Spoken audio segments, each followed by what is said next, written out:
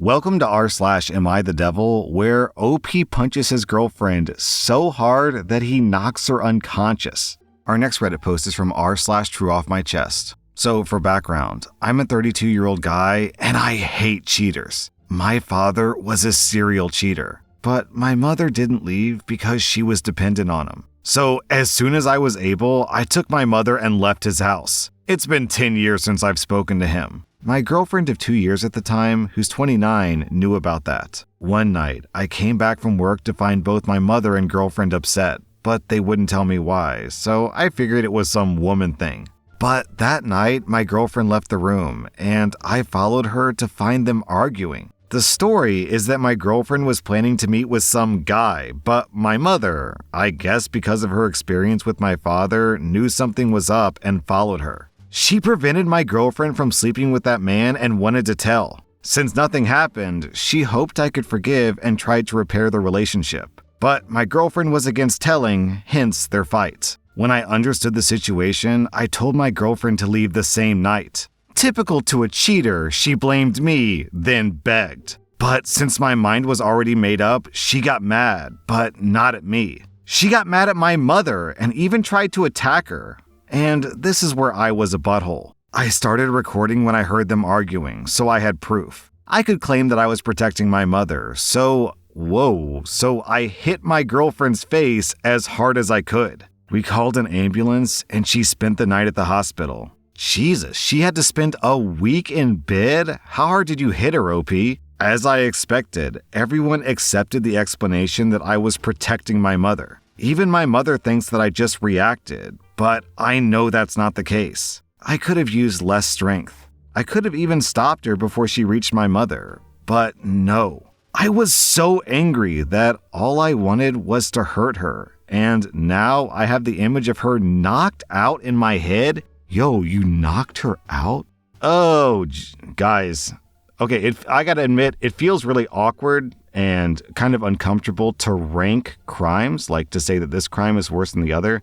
But in my opinion, it really feels like beating your girlfriend is worse than cheating by a lot. Like a lot. So being traumatized about having a cheating dad doesn't justify knocking your girlfriend out with a punch so hard that she gets hospitalized for a week. Don't get me wrong, the girlfriend also did seem like a butthole in this story because it did really seem like she was planning to cheat, but that does not justify this response. OP needs therapy, man. Our next Reddit post comes from r/intercourse. My boyfriend got annoyed that I asked him to try. I'm a 19-year-old girl. My boyfriend just started a new job at McDonald's. He came back to my house after his 8-hour shift, and he spoke about how his hands were killing him. I don't know what exactly is involved, but he was working with fries and burned his hands because someone threw a basket of fries into the area where all the fries get boxed. But they didn't drain it properly, so he got hot oil splashed all over his fingers. And I think this actually happened twice because the burns were on both of his hands. Also, his fingers were at the point that he said that he couldn't move them that well, just from tiredness, I think. He was giving me oral pleasure, and I wanted some fingers in while he was doing it. He mentioned the burns on his finger, and I told him to try it? What? He did, and then he went for barely any time at all and then stopped saying that it hurt a lot. Yo, what am I reading? I asked him to try the other hand then, and he just said that's going to agitate it. But if he's able to have these burns under the hot air of the heater that keeps the fries warm and work for hours, then I just think he could use them on me. I mentioned this not in a derogatory way, just in a pretty please way. And he got annoyed at me, saying I know he doesn't want to, so just drop it. But he didn't say it in a pissed off way, just a gentle, please stop asking way, but with subtle annoyance in his voice. Also, reading this, it sounds like I ruined the mood, but there wasn't really a mood set to ruin. It wasn't exactly the most passionate session or anything. He was tired, and I was amped up and wanted to get off before he went to sleep. Lol. I don't know, I'm worried this will be a pattern every time he comes to my house after a shift, which is a very specific worry as we see each other plenty, but still. And I don't like the fact that just asking him to try something clearly annoyed him. This post is disgusting, both from just a biological sense, but also why would you demand that from someone that you ostensibly care about and who has burns? Shouldn't she be the one giving him care? And to be clear, this is not like a sexual innuendo here. I'm saying, make the guy warm soup. Tuck him in for bed. Kiss him on his forehead and say, oh, I'm sorry you burned your hand. Be nice to the guy. He got an injury. Not, hey, get down there and get to work. Jeez. Our next Reddit post comes from rSlash. Am I the butthole for expecting my daughter to welcome her stepmother and stepbrother on our family vacation?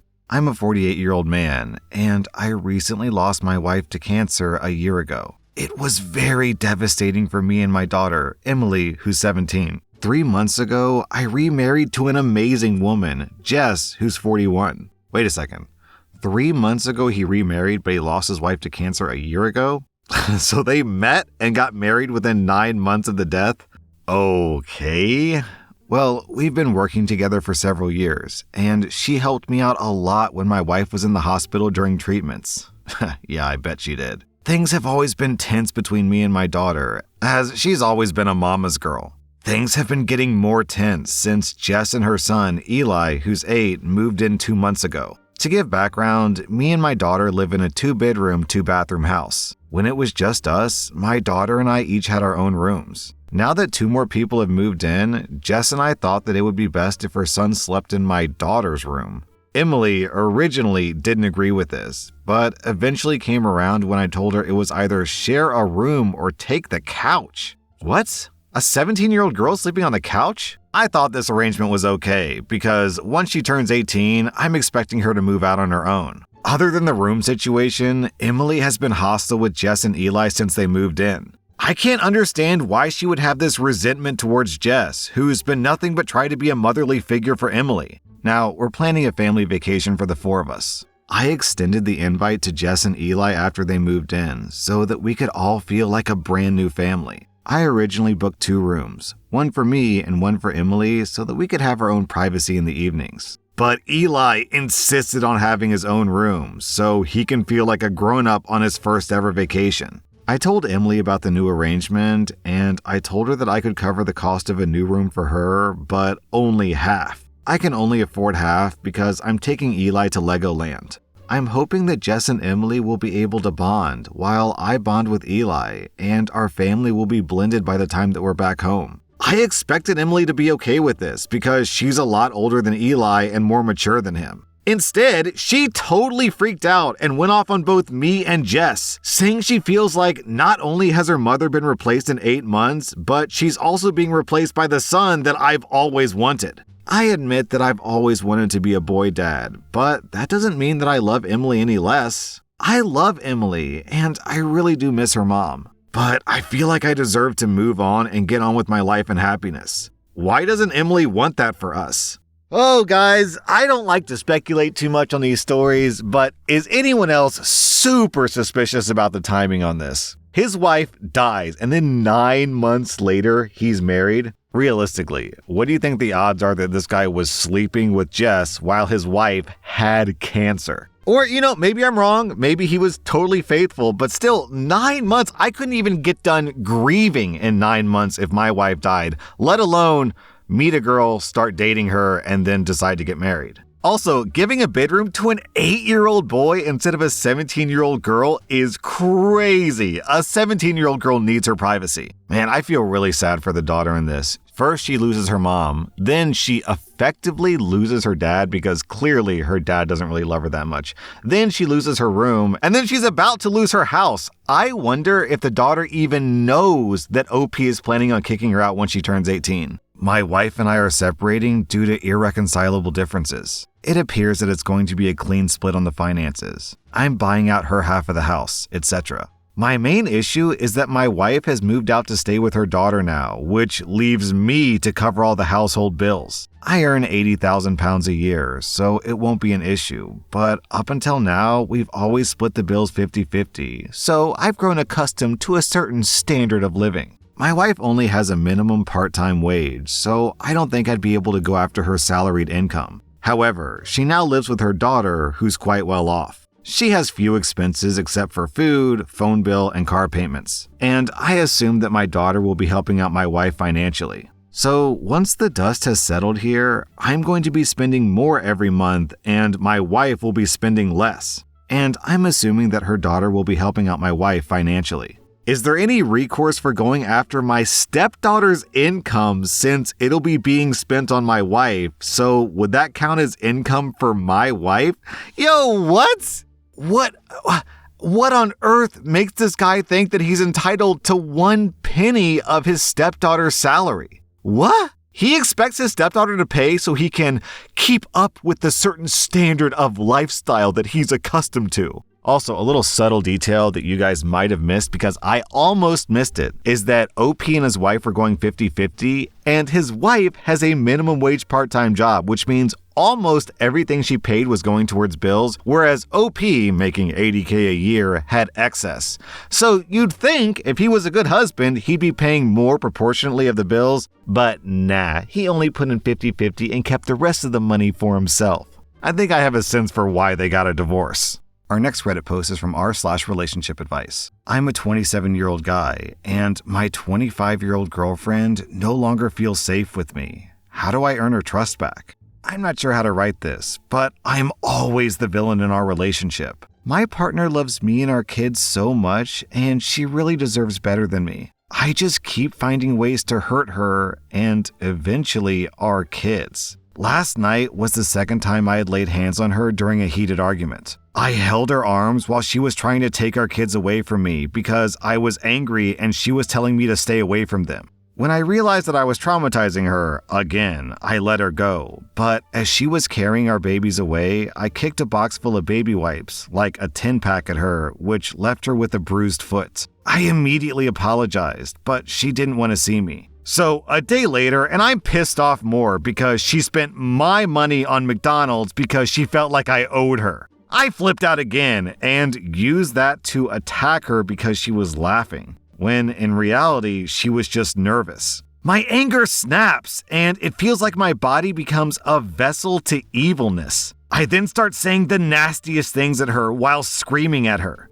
She then locked herself and our kids in the spare room and still doesn't want to see me. My anger is an ongoing problem, which I've struggled with for years. But it's destroying my life, and I'm too easily persuaded and feed the hate even more. I become ugly and say the worst things that you could never imagine. I'm the reason that she feels body shamed. I'm the reason that she's not feeling loved, and soon I'm the reason our kids are going to be damaged. I don't like the person I'm turning into, yet I probably deserve to feel this empty after all the emotional and physical abuse that I'm now doing. I truly believe that I love my partner, and we talk about getting married often. Yet, we have a dark side where these arguments and my screaming and anger is becoming a lot more common. My behavior is disgusting. I want to change, and recently, I started seeing a counselor because of it. But this feels like it's too late for that because I'm scaring my own family away from me. I love this top comment from Jailzania. Don't you find it remarkable that an abusive man is quite capable of controlling his temper with his friends and his coworkers, but his body becomes a vessel to evilness around his wife or girlfriend? Because I do.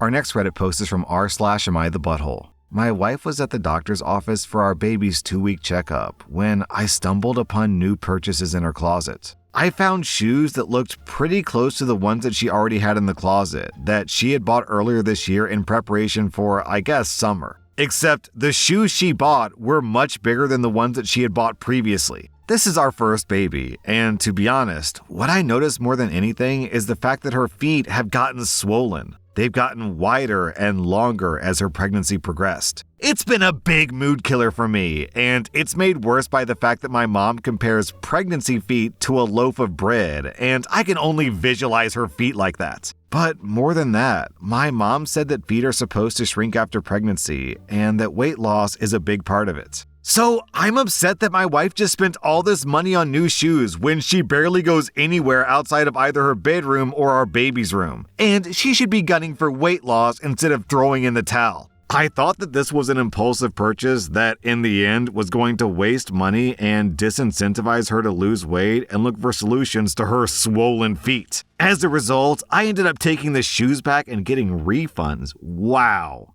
Now my wife is pissed, and I feel like she's just going to refuse to lose weight out of spite. Am I the butthole? I can't help feeling not attracted to her, and unfortunately, the state of her feet is something I notice very clearly. And I'm also still mad that she used my money without permission, and I'm tempted to cut up the credit card she uses if she's going to continue to impulse buy.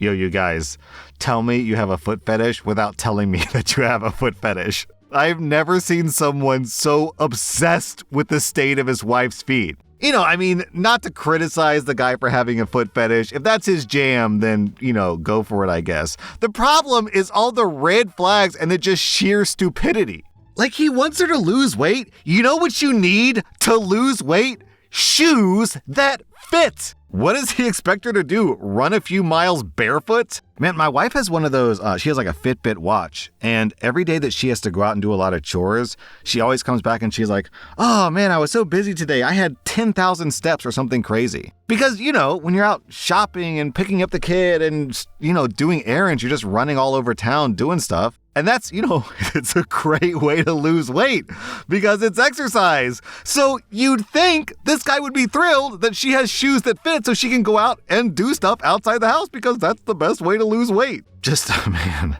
super controlling behavior, major red flags, and his baby is only 2 weeks old. He should have other priorities on his plate than the size of his wife's feet. Dude, get your priorities straight.